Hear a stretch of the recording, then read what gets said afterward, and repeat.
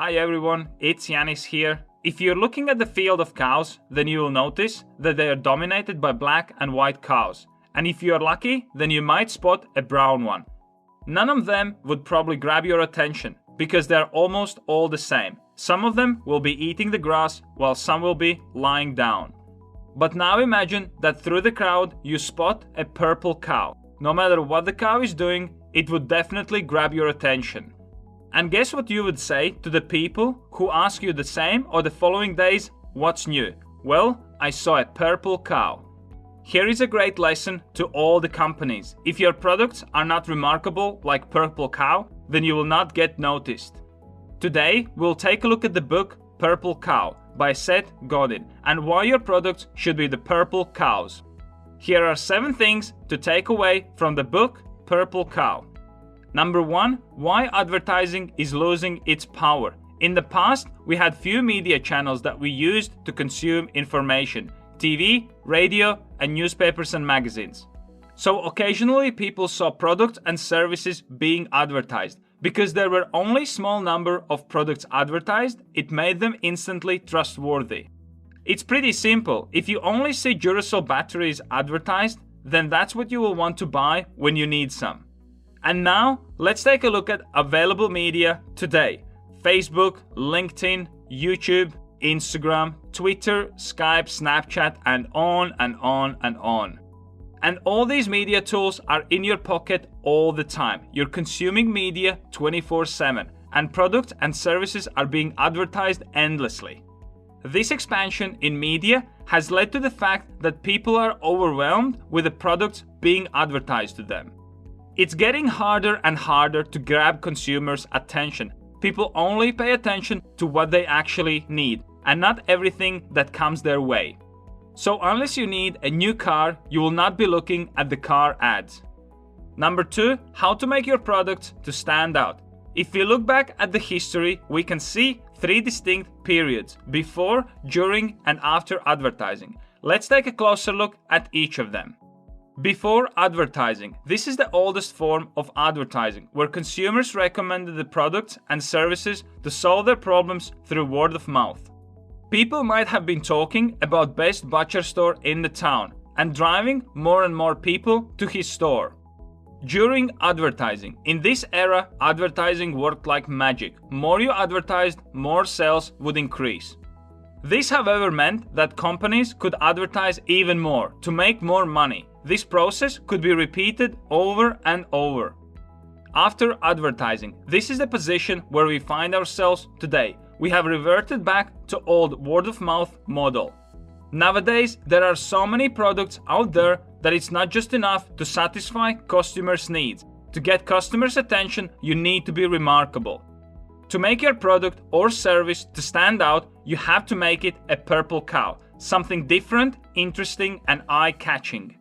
Number 3, why taking risks is safer than avoiding them.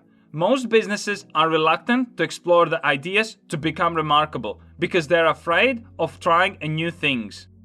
In today's marketplace, there is no space for boring products and services. Not standing out in the marketplace means being invisible. Look at it from the consumer's perspective. When you buy the product, do you just grab something randomly and go with it? Probably not. When you buy a new clothes or tools, you look for something that you like and you can resonate with.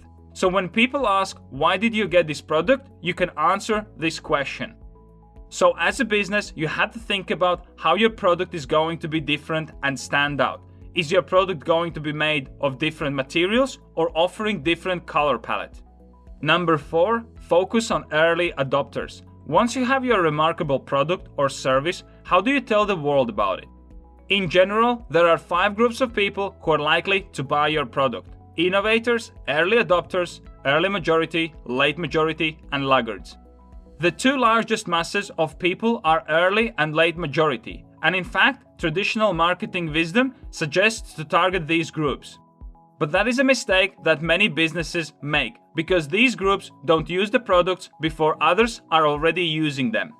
The right approach is to target innovators and early adopters because they are the ones who like to try new things. Thanks to our accessible media, we can use this audience to spread the word about new product and to attract more customers to your business. Number 5, marketing is about inventing the product. Traditionally, marketing was used to communicate the value and benefits of the product to the customer. But marketing is actually about inventing your products. Your products will be always in development based on your customer needs.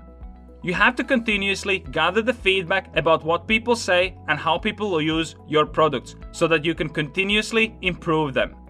Another important factor is to develop a slogan that people can use to promote your product and spread the message. Take for example the Leaning Tower of Pisa. It's extremely popular tourist attraction because the main message is so easy to spread. It's a leaning tower. Number 6, targeting the right people. As you might already know, most of today's advertising is ineffective. This is because the majority of the advertisements are just shown to the masses and not targeted properly. The key in making advertising to work is to target it properly. This means that your advertisements must be targeted at people who are looking for the solution that your product can solve. For example, Google Ads work well in this respect because as a potential customers type in the search phrase, the ads are selected to solve his problem. Whichever way you choose to advertise your products and services, you have to make sure that you're able to measure results.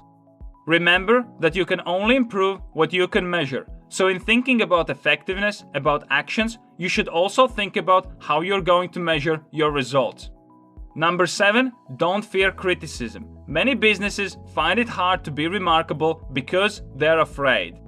They are afraid of criticism. Being remarkable means attracting criticism because you'll be standing out from the crowd. Perhaps the biggest fear of the businesses to be remarkable and creating purple cows is that it will require to make changes in the existing business. Once we set up the process that works, it's scary to change it, because what if we change the structure and product doesn't sell? Understand that if you're being criticized, then you're doing something bold and you're creating a purple cow. Now think about your product, or if you don't have a product yet, then you probably have an idea about creating one. Is the product the same as everyone else's, or is it a purple cow?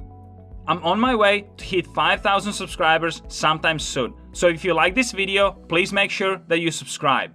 Thank you so much for watching, and I'll see you guys in the next episode. If you want to manage your time better, have more structure in your life, and achieve your goals, make sure you check out my time planning application. You can set goals and track progress towards them, create time blocks and build your own daily structure, as well as log your time and measure your performance.